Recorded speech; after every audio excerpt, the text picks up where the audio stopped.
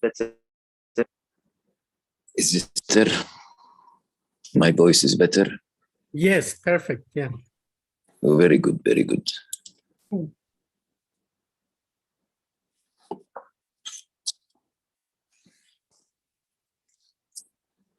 Okay, so we are live now as well. We have also colleagues from UN Women and others. So great. So I think we can start now. Okay. Hello, everyone, and welcome to a tourism webinar called Indigenous Women in Tourism, which is a growing part of the travel industry, and it's certainly overdue. Indigenous tourism creates new opportunities for economic development in Indigenous communities and provides opportunities for elders, youth, and community members to share their stories, their dances, their songs. If managed in a responsible and sustainable way, Indigenous-led tourism can increase employment, reduce poverty, empower local communities, spur cultural revival, and allow for a sustained relationship between land, nature, and Indigenous peoples. And on today's webinar, we have a wonderful group of very professional, very knowledgeable people that can talk to this issue. It's always been interesting to people, and it's growing, but I can remember a day when a lot of people wanted to go to New Mexico or get involved with a native ceremony or something. And unfortunately, it kind of has resulted with a cultural appropriation, that people are taking things about the Indigenous community and using them in an incorrect way. Which is very unfortunate. We definitely need the truth.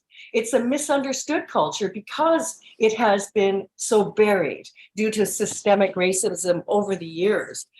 So what we need is more education, and that's another reason why this group of people here is going to be very informative for all of us. One thing I did as somebody interested in this concept is I took a course called Indigenous Canada, and I think it could be called Indigenous North America because of the fact that there aren't the same boundaries as one would think for different nations. And it showed me so much about this systemic racism and how the difficulties started a long time ago, and why when you have the carpet pulled out so many times, it's very difficult to get back on your feet. And another fortunate thing in tourism is a lot of companies have started a DEAI committee, which is for diversity, equality, accessibility, and inclusion. And certainly this is included in that. And I am so excited that we can now learn more in a more organized fashion about these wonderful cultures that have been here so long. And this is going to be a terrific webinar. So first on our list for speaking is Ms. Sajana Badal, and I'll tell you a little bit about her. She's the founding president for Girls Empowered by Travel Nepal, is an enthusiastic traveler, and is a graduate of Masters of Arts in Economy. She's also a licensed trekking guide, so she's got her boots on the road. She's remained president at Kagame for Nepal, a nonprofit agency, for 2 years. She's worked as a program associate at Proposals for NGOs. And along with this, she's been working as a lecturer for the past 2 years. And this is her motto: travel means to me to explore within myself, to share love, to accept the challenge, and let the world to shape me. And how lovely is that for we travelers? So let's welcome Ms. Sajana Badal. I'm sorry, B. The first is Miss Monica, our chairwoman. Hey, that's okay. No worries. I mean, Just I a will misunderstanding. just open the event. No worries. Thank you. Please, Monica. Okay, well, let me tell you a little bit about Monica Rizky then. She's the co-founder and director of Women in Tourism Indonesia.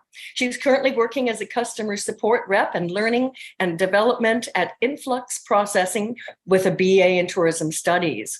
She has the ability to lead members in an NGO she co-founded, Women in Tourism Indonesia, handling more than 20 trainings and projects with 3 years of experience. So now let's welcome to the floor, Monica Rizky. Okay, thank you so much. Good evening, from Indonesia, everyone. Welcome to the event, Embracing Diversity, Harnessing the Role of Indigenous Women in the Tourism Sector, brought to you by the collaboration between International WTIDtalk and the Tourism Institute. I am Monica, the co-founder of Women in Tourism in Asia, and it's my great pleasure to welcome you all to this momentous event. We are so humbled to have honorable speakers and support systems such as Dr. Talib Rifai and Dr. Reza, Mr. Ben, Ms. Brenda, Ms. Makaba, Ms. Bea, Ms. Margaret, Ms. Ajana, Ms. Ratnauli among us. Today, we gather to explore the significant contribution of Indigenous women in the tourism industry and 6 ways to empower them further. Indigenous women are the custodians of cultural heritage, and their knowledge and skills are very, very outstanding. Our aim in this webinar is to foster inclusivity and create a platform for sharing and collaboration. So in this brief time together, we will discuss innovative approaches, successful case studies, and strategies to overcome barriers that support the empowerment of Indigenous women in tourism. Let us learn from our dear speakers here and work towards a future where Indigenous women are equally recognized, respected, and celebrated in the tourism sector. Thank you once again for gracing us with your presence. Let us embark on this journey together. Well, thank you. That's wonderful. Thank you very much.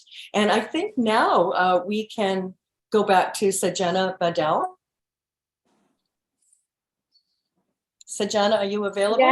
Yeah. Thank you so much, Pia, for this opportunity. I am audible, right? Yes, we can hear you. Yes, you are.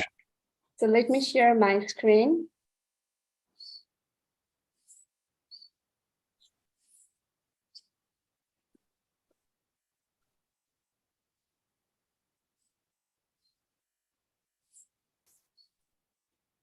There we go. Hi, good afternoon, morning, Hi, evening good to afternoon. everyone whoever are present here. Hi. And I'm very happy to get connected again in this amazing platform.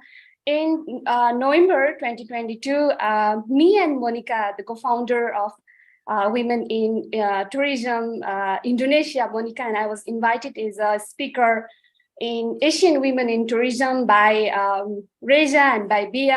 It was such a great platform. And again, this is the great day is we feel that our voices are heard, our values are shared, and then our works and missions are shared, and we're celebrating. It's a brilliant celebration, and I'm very grateful to be in this platform to share my work. And hello again, once again, this is me, Sajana Badal, a co-founder of Girls Empowered by Travel Nepal, that NGO empowering the girls to travel in Nepal. And also I founded Explore Hub Nepal, a travel company that provides immersive travel experiences to travelers and to promote the ecotourism in Nepal. So I have a question for you, like, what do you really think about Nepal? So I did ask this question to one of my friends while I was having the meeting to my international friends, and I also invited them to in my country. Are you excited to come to my Nepal? And one of my friends said, I am not interested in to climb the mountains. I'm not interested in the outdoors. So the answer, and I laughed for a while, and the answer really surprised me, like how the world has picturized the Nepal. Nepal is the land of 8 highest mountains, tallest mountains, including the Everest period. So is that how the people picturize Nepal? This is the question to everyone who ever attended here. So Nepal is a home to 123 ethnic groups where they share their values, where the culture coexistence, where we share our food together, where we are very grateful to share our experience to everyone who ever visited. And Nepal has been preserving its cultures, its arts, its traditions from generations to generations. It has been handed over to many generations, and it is still in existence beautifully. So we have been preserving the traditional art and skills in different parts of our countries, different parts of the communities. And also the Nepal is also famous for the eco-friendly tourism destinations. This is how is the real Nepal. And it's very grateful to tell that Nepal is also the birthplace of two major religions, Hinduism and Buddhism. So the tourism industry is the fourth largest industry, where 3,680 travel agencies are there. More than 2,764 trekking agencies are registered. But sadly, our tourism industry, which is providing the brilliant jobs to many people, like more than 370,000 and more than 1 million people are indirectly involved in this industry, but it is male-dominated, even though we have 1.2 million international travelers visit every year. So 1950s, where Edmund Hillary and Sir Tenzing Norgay climbed the Mount Everest. Eventually, our Nepal is open to many travelers. So what I would like to address here is women are already involved in the mountain tourism before the 1950s and after the 1950s, and they have been involved in different activities. Sometimes they are like home managers, sometimes they are guest caretakers, sometimes they are taking the good responsibilities, taking good care of the travelers, like operating the lodges and tea shops in trekking routes in different homestays parts. So this is the sad reality that I would like to address here. Even though our tourism industry is doing good, after the 2 years of severe lockdown and travel restrictions, our country is opening up to many different travelers. But here is the data, like 39.2% of our female managers and 38.2% are owners. So to be a manager, to be the manager of the travel company, you have to be the owners. So if you are not the owners, you cannot be the managers. And only 10% of women are directly involved in the tourism sector, and the rest of the women are involved in informal sectors where the economic values are not calculated. Their activities are not monetized. So what I'm talking about here is, if you see this picture, the literacy rate of 2011 in CBS, our literacy rate for male is 7.13% and female 57.38%, which is the sad reality. So until and unless you do not get the proper education, you are not given the opportunities, you are not given the exposure, you never have the confidence. And that is the sad reality in Nepal, where women, especially girls, are confined to household activities. They have to do their household chores, they have to prepare the meals for their parents. And while having the less literacy rate means you don't have confidence to be exposed with the strangers, especially if there are men, whoever are coming in your places. You don't have the confidence to share your experiences. You don't have experiences or confidence to lead it. So that is the sad reality, and education really plays a great role everywhere in the world. So it's our government in 2011 introduced celebrate the Nepal Tourism Year 2011, where it happened to introduce the community-based tourism. That means promoting the rural places. The reason of promoting this community-based tourism was there was no enough hotels, there was no enough lodging and accommodation. Our hotels were not enough to accommodate the travelers in 2011. Our government fortunately introduced the community-based tourism in 2011. So under the community-based tourism, the homestay has been introduced. I think you have heard about the homestay, or if not, homestay is the place where the guests are accepted as a family members, where they are treated as a not as a guest, but a family members. You are given the food, whatever being cooked. You are treated as members, like special members. Being part of the family member is a different experience. So this program introduced by our government in 2011, and since then 6,500 homestays have been registered across 1,500 villages. So Hosan is Hosan means the Homestay Association of Nepal. So according to the Hosan, 80% of women are involved in the tourism. That means taking care of the guests, cooking meals to them, and direct interactions, sharing their lifestyles for the immersive cultural experiences for the lifetime. So before starting this video, I would like to talk about the Girls Empowered by Travel Nepal that I co-founded back in 2017 after the COVID. And in 2015, I myself lost my home. I myself lost my job, and I was wandered off, like I have nothing to do. So I got to involve in the humanitarian act in 2015, making the different shelters for my own community people, distributing the humanitarian aid. So I got to meet different international travelers, and the travelers who ever come to my country, they become the friends that remain for the lifetime, and they are still the lifetime friends for myself even. So it really gives me the hint, like how this like travelers who are strangers to my community became the lifetime friends, and they help the communities. So it happens me to explore myself, and I, with my Russian friend Lena, we co-founded the NGO in 2017. This NGO empowers the girls, mostly for the marginalized communities of people, girls, to enhance their leadership skills, to participate them in the economic generating activities. So in 2019, right before the COVID, we give the training for the local women, 40 local women in Grey village. The Grey is in the northern part of Nepal.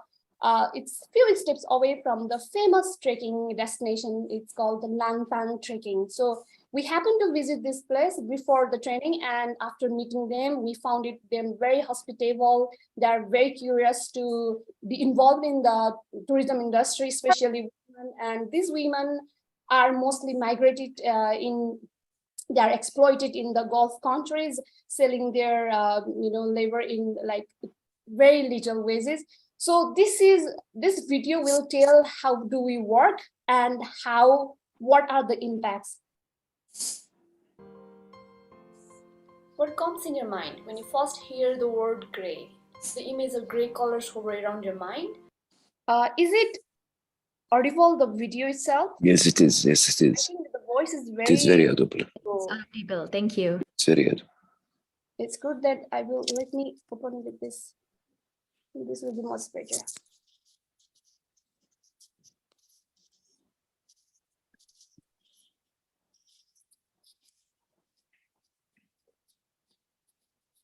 What comes in your mind when you first hear the word gray?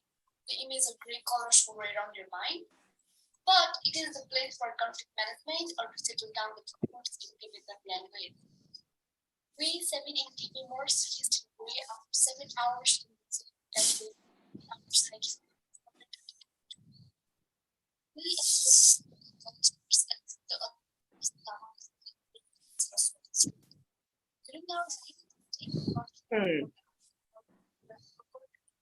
We cannot see your video clearly. It's just a white screen. Yes. Okay.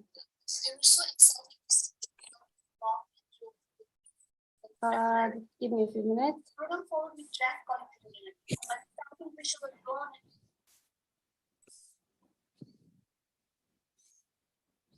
Sorry for the technical stages. We did some discussion about recycling, reuse, and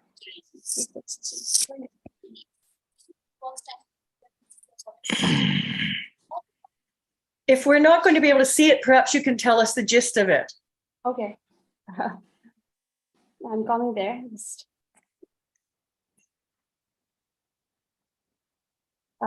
Let me try once again. Okay. If I have a time. Actually, we have about 2 more minutes. Okay. Then let me come to the system.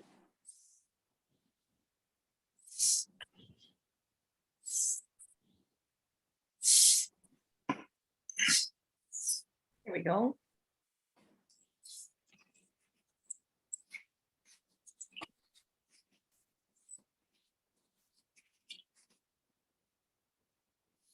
So the training was all about involving them in the community-based tourism that is called homestay, and homestay is playing a great role in our country.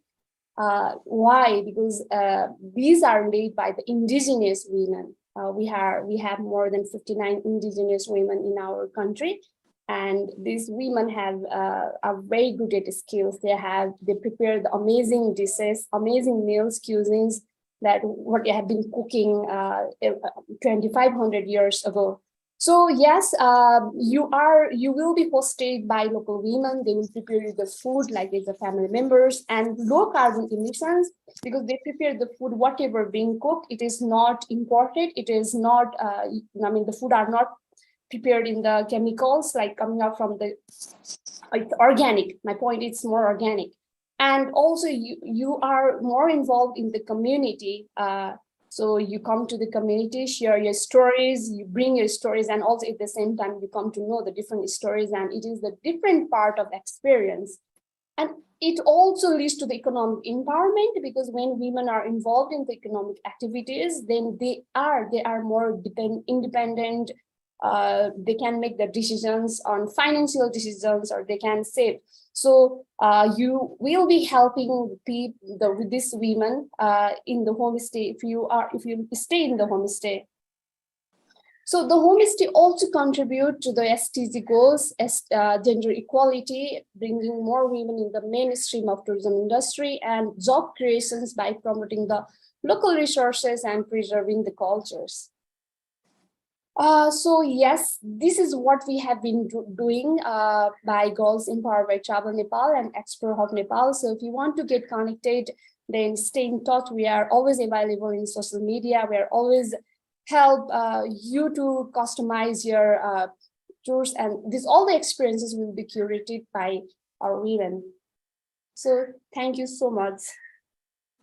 Thank you. We've been listening to Sajana Badal, and I must say I'm so impressed with your enthusiasm and everything you've participated in Nepal. I want to go. You make me want to see it from that perspective. And you're right. People think of the mountains and the scenery, but I think a lot of people want to experience that very authentic culture. So I'm going to watch your career because it sounds like you have a lot going on. Thank you very much. And I'd like to just go back and thank Monica Risky, who spoke just before her. She's accomplished a lot in Indonesian tourism. So we'll also follow you. And incidentally, everybody's contact information will be available on the website forevermore afterwards if you want to get in touch with someone for further information. And we have another representative from Indonesia next, and her name is Ratnali Gultom. And she's the founder of the Sili Malambu Eco Village. And the more I read about that, the more I want to experience it as well. They've created a permaculture paradise with a focus on plants and what you can eat. So they work with nature and not against nature. They're fully organic. They reduce their ecologic footprint at each of their operations and strive to reach zero emission. They're independent from the money because of the richness of the nature from which all are taken care of. And it sounds so ideal. It sounds like the kind of tourism we're all looking for. So let's welcome Ms. Ratnali Gultom.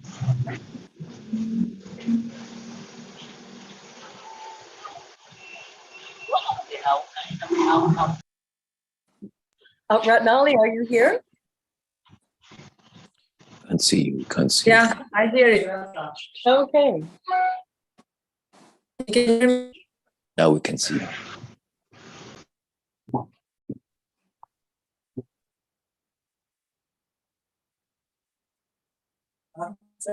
Okay. Hi, everybody. Yes, we can see your screen, please. Okay, it's a woman as an agent of change in sustainable tourism. So, Ratnauli Gultom, founder Eco-Place Malombo. Here we try to make it ecotourism with the use what we have from the farm. So maybe special we are close to the but it's also I'm a fisherwoman and also is a farmer. So normally what we use here the trees over from the farm. So example, we harvest is all wheat and also fish is just around, and a lot of people come to here, but also not only to eat or to look, but also have experience, need to harvest, need to cook, need to make product, and then to use it. No, this is normally our in our place, yeah, in ecotourism. So we are make it eco farm, and with the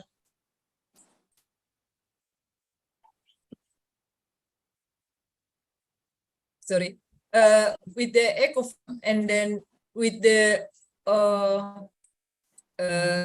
sustainable tourism with the organic farm. So not only just is harvest from the farm, but also we know it is a organic farm. So can take directly from the farm, eat directly, don't need to cook. If raw food, a lot of people come also, they like it raw food, or also they what's the name? Sorry, to about. Can hear it. It's not nice. Can hear it. Hello. Yes, you have your audio is not terrific, but we can hear you. Maybe here complicated. The signal not really good, but and I'm complicated in there. Okay. With the farming, we take it as a organic, and then we don't spraying anything. We don't make chemical to all the farm, and then we can harvest. This is a tourism. Is a rule in Lake Toba, because normally the problem here, everybody to make is chemical, even to the rice, to the vegetable, to the, so we need to make people can learn something about chemical is not nice to our food. So this may be one thing is in our place, concern about the farming with no chemical, and then we process with the product. Example, the mango already 500 years old, but we can make with the product like mango wine, mango chutney, mango jam, and mango vinegar, and a lot of things, different kind. And also we make a tea from the leaf of the mango, and also not only mango, but a lot of things is around our house is a grow. Also we can make tea. Normally in Indonesia, a lot to make only just black tea, but have a lot grow green tea, nobody use it. So this is one thing need to solve. So the woman normally here is a farmer. So we need to show to the women we have a power here to educate the children, to educate it around us. Is normally men is working in the different side with the woman a lot in the side the house and also farming, but need to teach the children how they grow, how they use it all around. So here we try simple thing, maybe not movement, but on simple thing, focus farming. So in our place, only to use in farming also, like to don't use a lot this with to toilet paper because contribute to and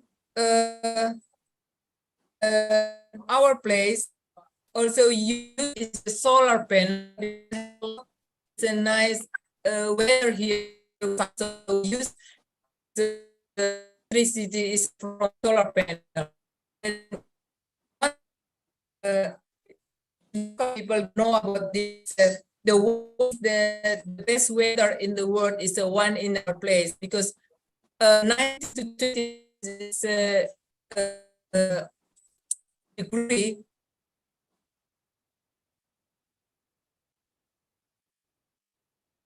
It's unfortunate the connection over there in Indonesia.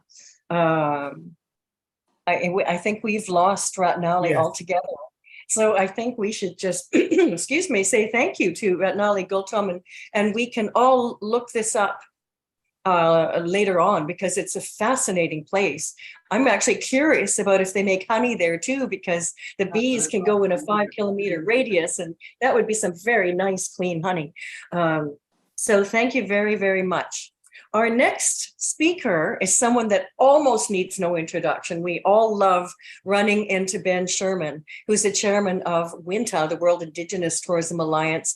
I met him in Zambia and I saw him in Milwaukee, and I just always look forward to the information that Ben Sherman imparts. He's the president of Medicine Route also, which specializes in Indian business development, tourism, and native arts projects. He's been a national leader in American Indian tourism development and has presided over numerous American Indian tourism development conferences, workshops, trade shows, and is, of course, a founding member of the WINTA Leadership Council. Ben, we're all delighted to see you. Welcome to this platform.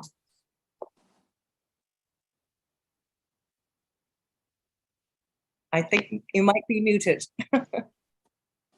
Thank you very much, B. I send best wishes to Brother Luda Moore, and also best greetings to Talibir Fai, as well as all of you who are engaged in the struggle to make tourism a better world for us.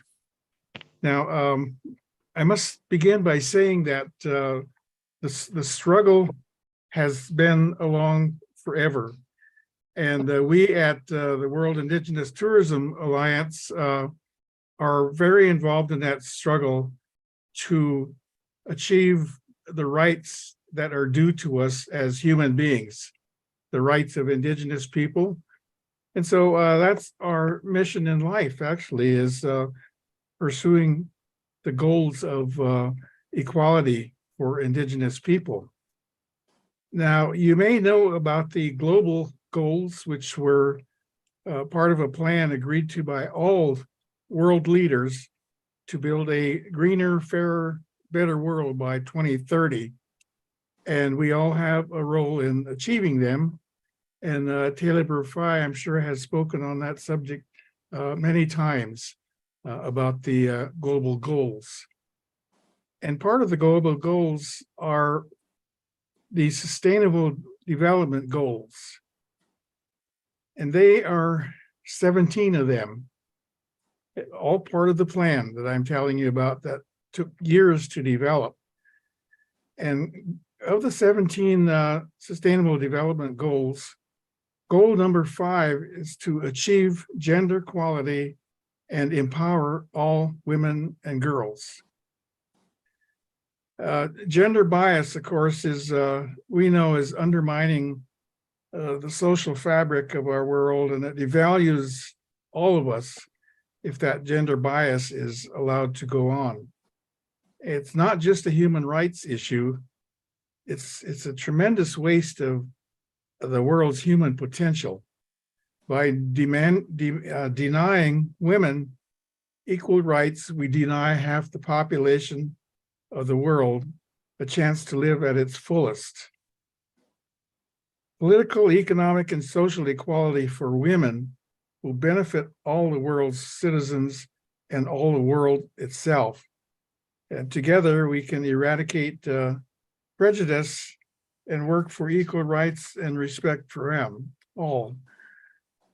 I must make a comment here that the male of the human species is predominant in every aspect of the tourism industry. And that includes government, the industry, transportation, accommodations, finance, land holdings, and food and service. And the challenge for women is to gain a place at the table where decisions are made in all those fields of endeavor. And so I commend you as you move forward with your enterprises in your local countries, and I urge you to take an international role as well in asserting the rights of women. On the board of directors of the World Indigenous Tourism Alliance, we have Yankala Sherpa. Yankala Sherpa is from Nepal, and she has been working with us. Shajana, you may know who she is. She has been working us since WINTA was organized years ago, and we appreciate her participation. And I want to close by saying, expressing my admiration for the organizations in Indonesia. There are two of them. One of them is an eco-village that we just heard about, and the other is Women in Tourism. And Women in Tourism has expressed a vision to promote women's participation through better tourism work. And this is in line with the same global commitment that I expressed to leaving no one behind and the Sustainable Development Goals. So we encourage all of you, no matter what your enterprise is, to look at the international scope of what you're faced with. In March 8th of this year, there was the International Women's Day of 2023, in which the global goals were evaluated thoroughly and discussed thoroughly by the women who attended that World Congress. So there you are. That's the extent of my comments. B, I thank you, and Reza, thank you too for allowing me to participate. Thank you, Ben Sherman. It's always a pleasure to have you and to hear your insights, such an important part of our tourism community. And thanks for always being available to impart your knowledge. And our next speaker, we're now going to head down to South Africa, to the Gabamoto Cultural Village. And representing it is Ms. Makaba Mokoena. And it's an authentic multicultural experience. It's near to Tshwane in the Northwest Province. And they have the privilege of experiencing the culture of 4 prominent tribes, the Zulu, Ndebele, Tswana, and Venda, who peacefully coexist here. And to tell us more about it is Makaba Mokoena. Welcome. Ms. Mokoena, I think you're here. Perhaps muted.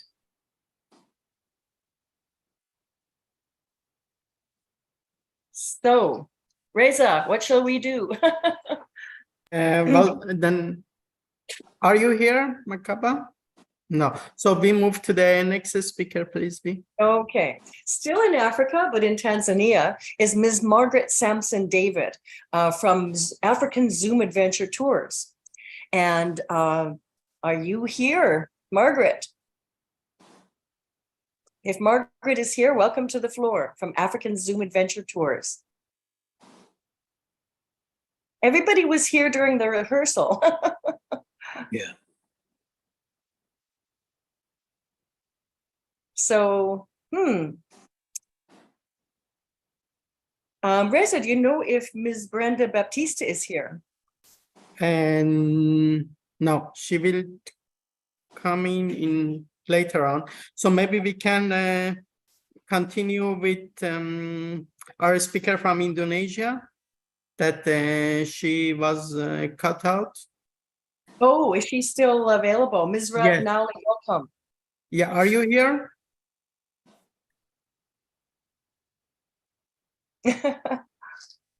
Margaret, your mic is mute. Yep. Yep. Yep, sorry. It's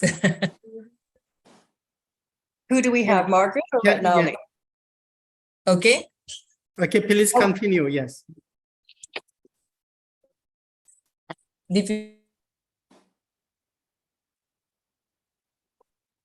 I'm sorry, who do we have, Ratnali or Margaret? Ratnali. Okay, Ratnali. Ratnali, yeah, from Indonesia. Let's see if Please if continue. we have better reception now.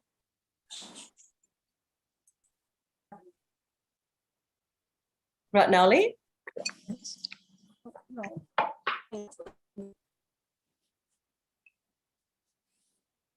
She was here a minute ago.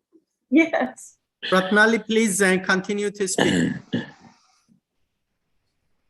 Miss Ratnali. You know, it's looking like her screen is frozen, Yes. so I don't think she's going to be able to. So until we have Margaret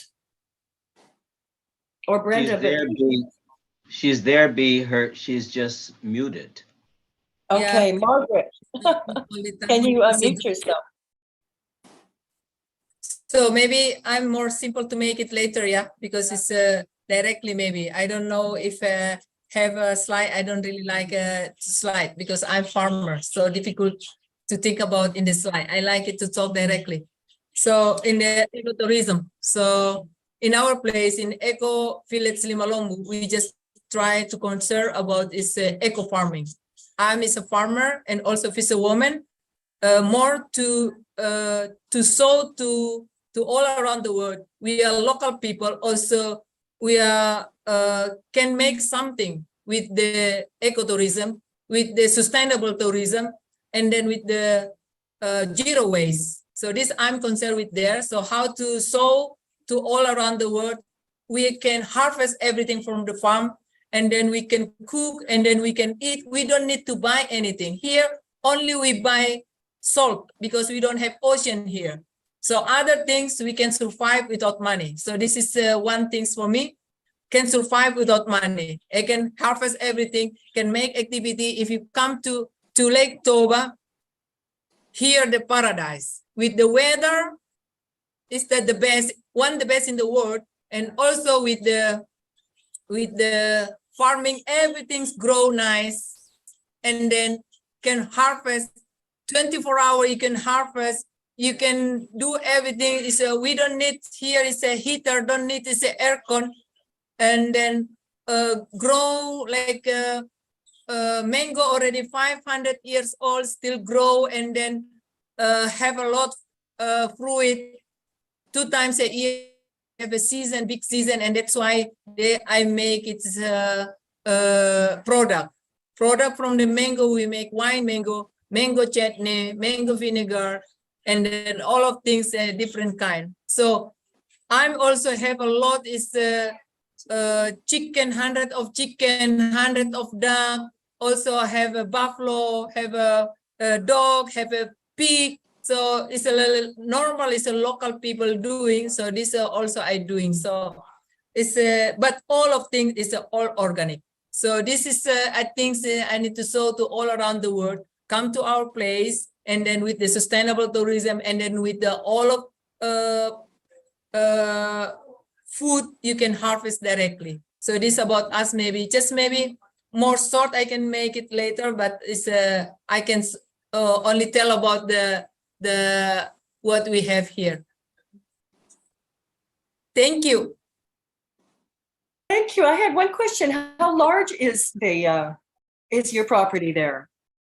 It's around 10 belong to my family, I mean my brother, because this belongs to my brother, is around 10 hectares, but belong to my grandpa is more than 200 hectares, belong to my grandpa.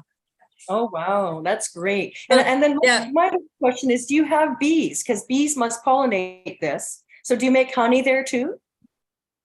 Yeah, we make honey also. So it would be excellent. It would be so pure. I would go there for the honey as well as everything else. It sounds absolutely wonderful. Okay. But I'm lazy to harvest. I'm lazy to harvest. Sometimes the honey must be you clean all the time and then they come. When you are lazy to harvest, sometimes they move to another place. So also this needs to take care all the time. Yes. Okay, well, Nali Gautam, I think we have your presentation now, so thank you so very much. And Okay. now we will move on back to Tanzania to Ms. Margaret Sampson-David, and she's representing the African Zoom Adventure Tours. Let's welcome Margaret Sampson-David. Hello, Margaret. Hello. Hello. Hi, Margaret. Hello, can you hear me? Yes, we can. We Yes, we can. can. We can't see you. Hello. We can't see Hi. you. We're all ready. Okay. We can see you and Thank hear you. you. Thank you. Good afternoon. Good afternoon, good Afternoon. people. Good My afternoon. name is Lily Machaba Mukwene. I'm from the beautiful, the Rainbow Nation, South Africa. I think you all know about our country, the best, the weather, the culture. I'm here to tell you a little bit so that you can come to South Africa, a little bit about our country. You know, the famous Nelson Mandela, our first president. Tourism to us as women, even to the Black nation, it was not there. But with our music, our drums, and our dances, we were able to go into tourism. I remember women were not allowed just to have the land. So where were you going to start your tourism? Myself, I was lucky because where my cultural village is, it's between the township. So there's what we called the rural area. So I'm in the rural area, right at the top of the mountain. And that's where we started to build our cultural village. And I can say to you why we started it. It was because our three boys, my three boys, were all attending so-called white schools. And we were told not to speak to them in our mother tongues. So it says to me, I'm a Northern Sotho, I'm a Tswana, I'm a Zulu. How are they supposed to address or to talk to their grandparents? That's when we started this cultural village. It's a stone-built village because it's on top of the mountain. It was very hard just to start because the banks didn't buy the idea of cultural village. Remember, I'm proud to say, Habo Motu Cultural Village is the first one to be owned by a Black person. Because before we started the cultural village, we visited other cultural villages, and we found that it was not authentic. They bypass. I'm not trying to put other business down, but it was not authentic. When you get to Habomutu, you will realize from birth to death, the famous maternity ward, where now the African maternity ward. Let me just give you a piece of this maternity ward, where our grandmothers were able to be midwives, and where the incubator was a big pot incubator, where the twins were somehow, they didn't believe in the twins. But that is where you learn about more culture.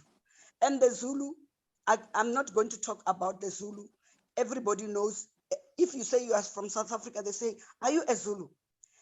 I had in the panel, most of you are from Indonesia. I was there in Indonesia, Jakarta. We spent about 21 days with my dancers. We visited all the good places there. I like it, Indonesia. And we were invited by the first, may their souls rest in peace, because all of them, the first secretary and the ambassador, passed on.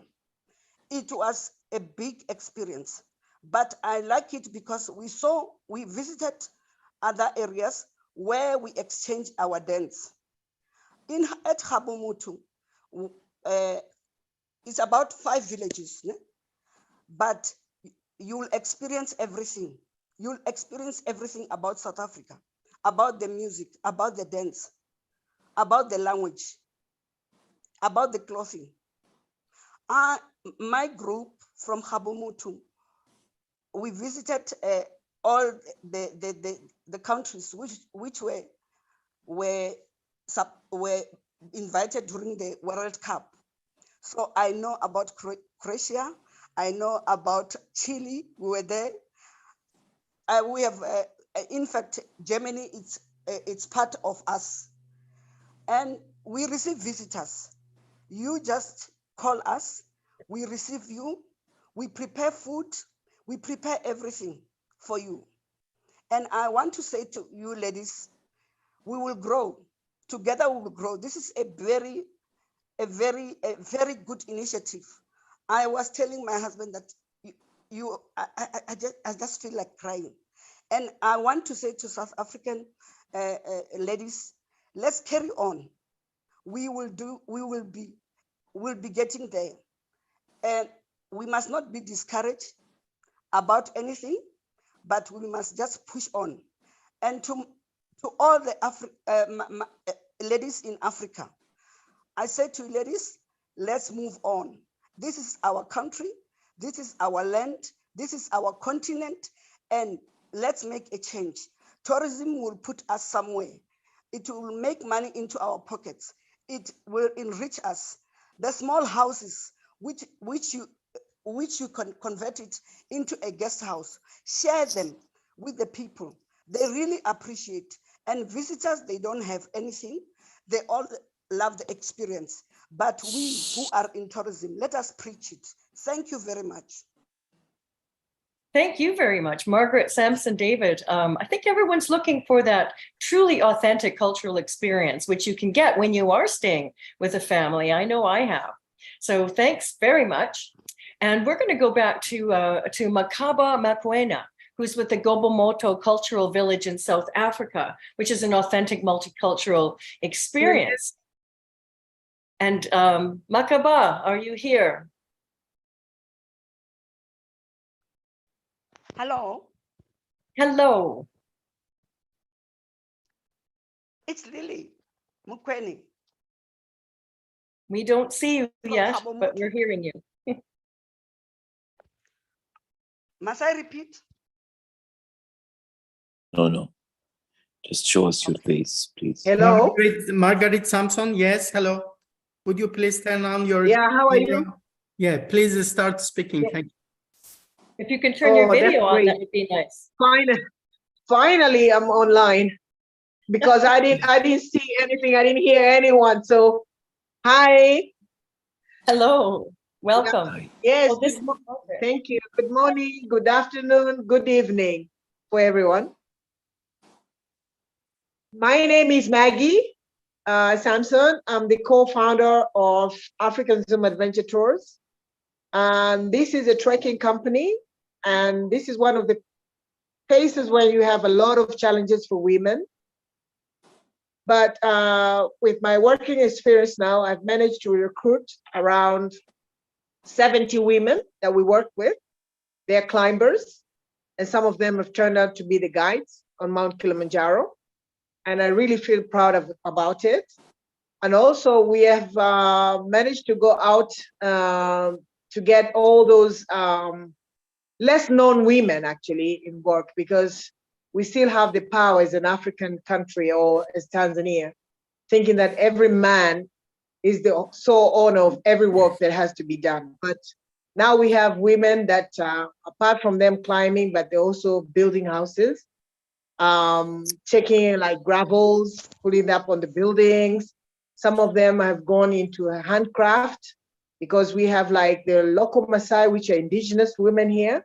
I have some few Maasais working for me as well, which is a pleasure actually. We've managed to spread out the word that the women can work and they're capable if they are given the initiative to do so. So with the community that I'm working with right now, it's more of colliding with the kind of system we have. So I guess we have been invented in so many issues, the issues that most men we used to do, but now the indigenous women are doing it and they've proved themselves very well. So apart from being this is the first time to present such an issue, but I also feel proud that I have so many women we work together. I'm also a climber, so I climb with them, so I get to let some of them get to learn more from our end, and that's why we build up the network. Thank you. Thank you. Thank you, Margaret, from African Zoom Adventure Tours. It's very, very exciting, and you make me want to visit all these places, that's for sure. You know what? I see that we have online here with us. He's always a faithful listener and attendee at our little webinars, and that's Talib Rafai. And Talib, I wonder if you could say something about this topic, which you've been very involved with over the years. We'd love to hear. Thank you. Thank you so much. Thank you, and thank Rida for all this involvement. Topic is very important because of two things. One, it talks about women. Second, it talks about indigenous communities. And both are very important to us. They are the essence of tourism. Because as I said before, I want to repeat it again now, that when people come to visit a place, they go there to learn something. They don't go there to change the people. They must change themselves. They must be the elements of change. They must learn from the people that they get in contact with. Therefore, the indigenous communities are very important in that regard, because indigenous community are not going to change just to please the blonde people with blue eyes, for example. That's not right.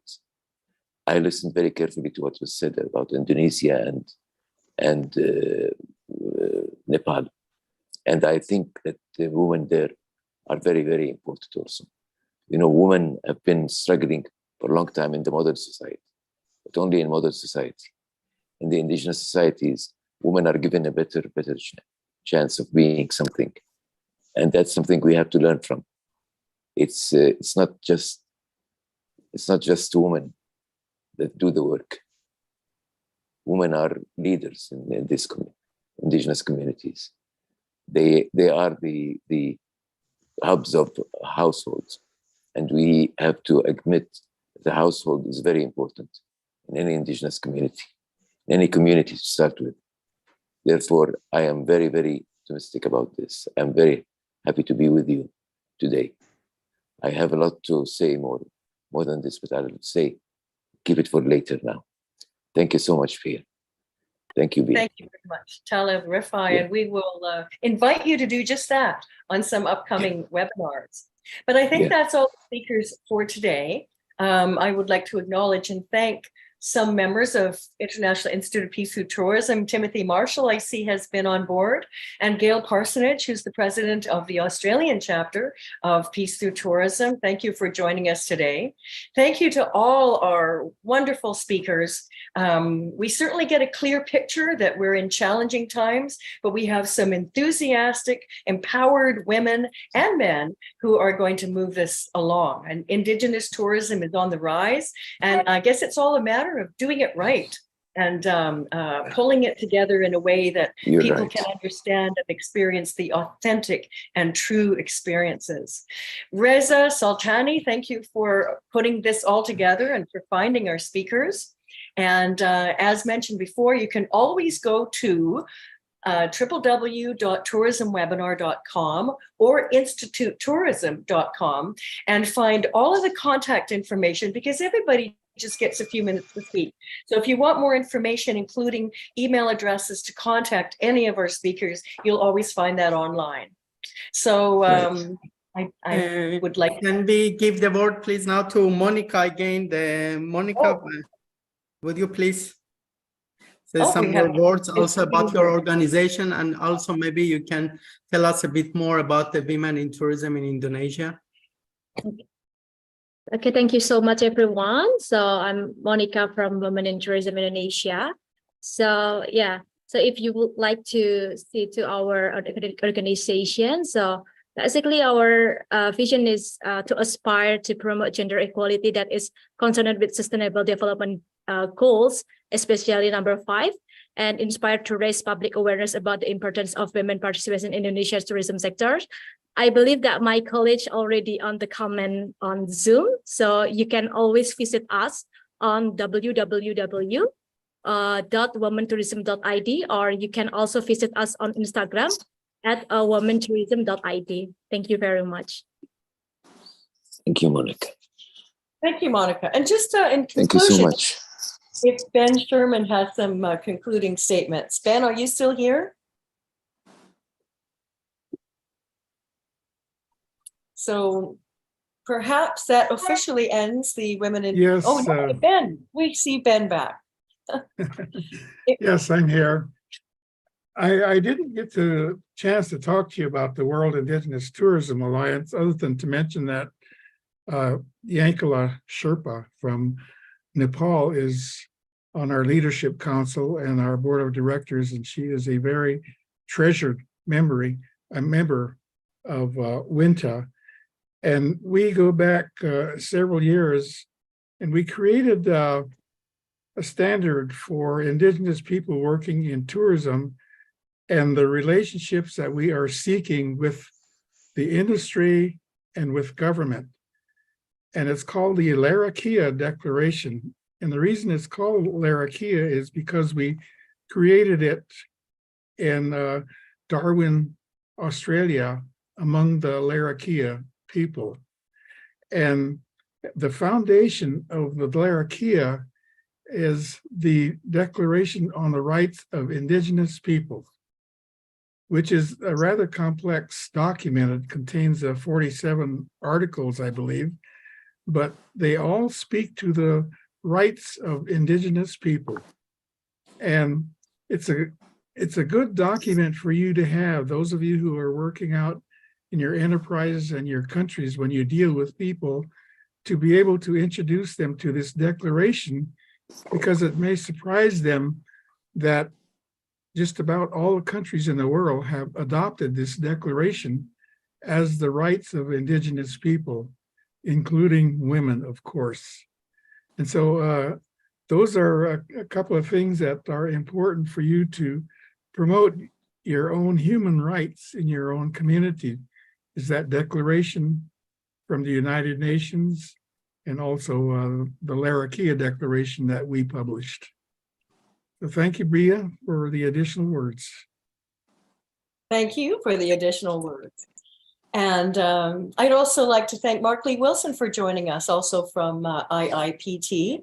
And thanks to UN Tourism and Indonesia Tourism, and once again to all of our speakers that have joined us today. And of course to Reza Sultani, who is organizing all of this for us. And I look forward to the next webinar. Yeah, and I don't know if there are some questions, maybe if somebody has any questions.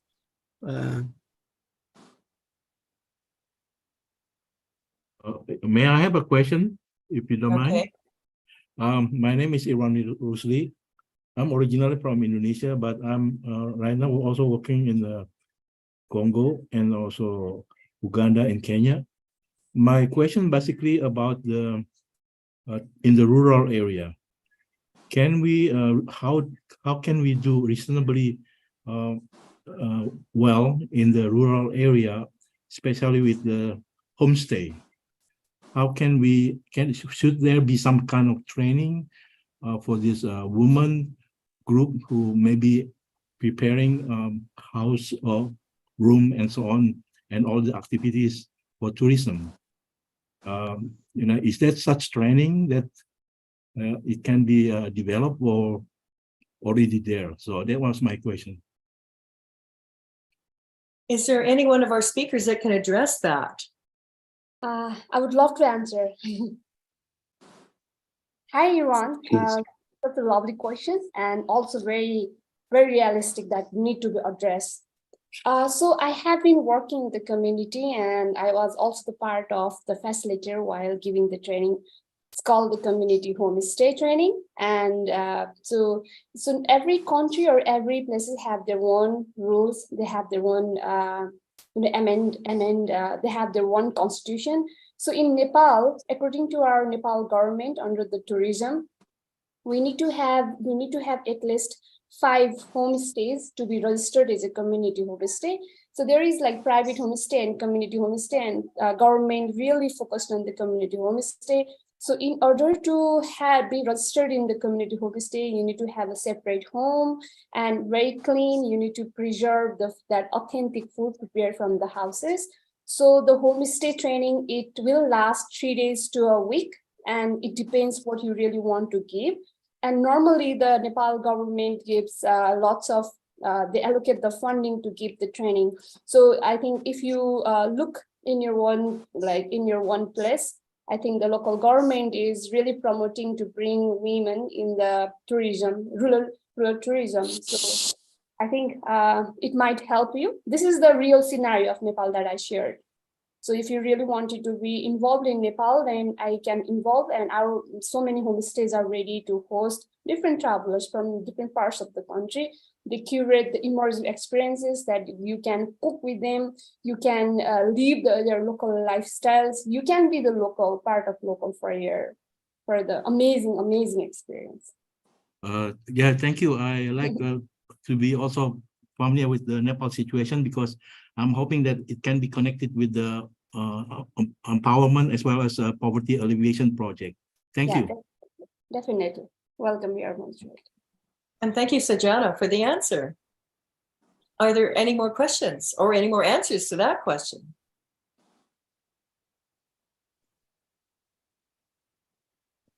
I have a question to Ms. Sajana Badel. Go ahead, Manila. Yeah, so I'm an indigenous woman from Bangladesh, and I was actually wondering if you would be able to tell us about, the sexual objectification of indigenous women and the exoticization of indigenous cultures and lifestyles in tourism activities in your country. So as I said, I'm an indigenous woman from Bangladesh, and I find these practices very common by the outsider tourists traveling to the indigenous destinations in my country. So I was thinking, as Nepal is a neighboring country to Bangladesh, I am just interested to know if similar things are happening to the indigenous women in Nepal. Yes, Mandilaji, thank you so much for your question. So most of the cultures and practices are similar to India and Bangladesh, is we are the Aryan, and so we are like ancestors are from different India, from Bangladesh. So indigenous women are always there, and to answer your question, our government is really promoting like homestays training and giving the free training for indigenous women who have no good education or who are interested or eager to work in the tourism industry. So the United Nations like UNDP is helping, ISIMOD is helping, Nepal Tourism Board itself are giving the free trainings like for trekking guides, tour guides, nature guides, and it really gives opportunities for these women to come out because they don't have this finance, but these trainings help them to think beyond their abilities, beyond their finances, capacities. So before the COVID, the situation was different, but after the COVID, now people are thinking, even the travelers are also having this authentic experiences. So these local women are curating and planning and customizing these plans, these tourism experiences. So we can see more women being myself as a trekking guide in 2018 while I was in the trail, and while I am now in the trail, I see more indigenous women like Sherpa, is myself as indigenous like Newari tribe. So I'm very happy to see more women coming out and they are making their career in this beautiful sector. I hope I answered your question well. Yes, Okay. thank you. Thank you very much. I see there's a hand up. Nomazulu Taco has a question. Hi, sorry. My name is Nomazulu Taukubong and I am from South Africa, and I started a residency called Fields of Change that assists artists to engage marginalized communities and indigenous communities towards creative artistic practice, merging with sustainable practices with nature. So my challenge has been, we started in 2019, late 2019, and our challenge has always been securing funding for projects of this nature because they're not along the usual or funding call outs. So I wanted to find out with the people that have presented, where did they go seek for support or funding for their projects? Thank you. That's my question. If any one of our speakers have an answer, giving the secret to where you get your funding. Hello. It's Lily. Is someone speaking? Yes, Lily. Dr. Taleb, please. Okay. Thank you, Reza. I think the funders should be the governments, the local governments and the local authorities. They should be the main funders. We can't depend on European funders anymore, nor Western funders. I think the local community should fund itself, and the local governments are responsible for that. I think so. Thank you so much. Well, we have one more question from Grace, and then that'll be our last question. Grace, are you there? Yeah, so I think I'm interested in all the presentations, fascinating projects. So my question is on the, because I'm also working on a similar area, women in tourism, but then I would like to know in this project that where does it come from? Like, is it the women themselves who are interested to start the initiatives, or where does it come from really for this to come into place? Thank you.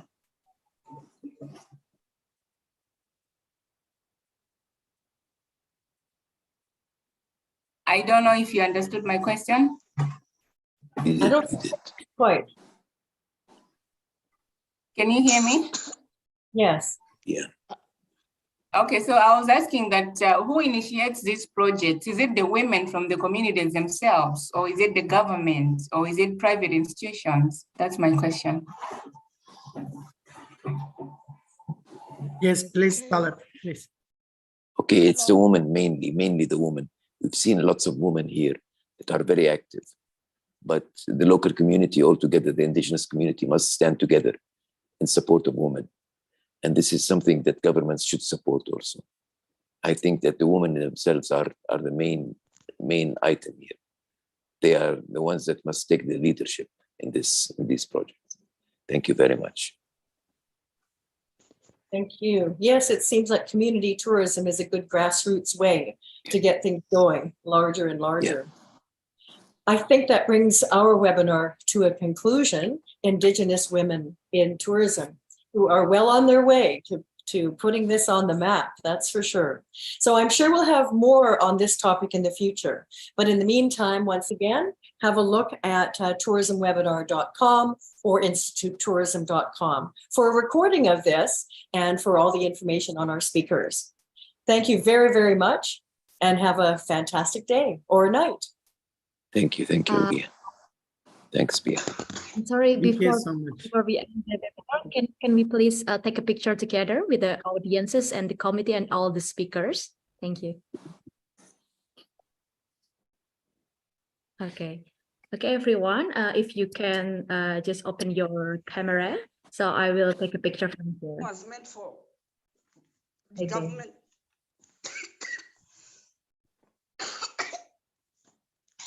Sorry. Okay.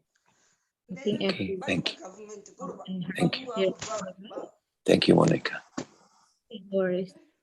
Okay, 1, 2, 3. Okay, Monica. The Thank you, other Monica.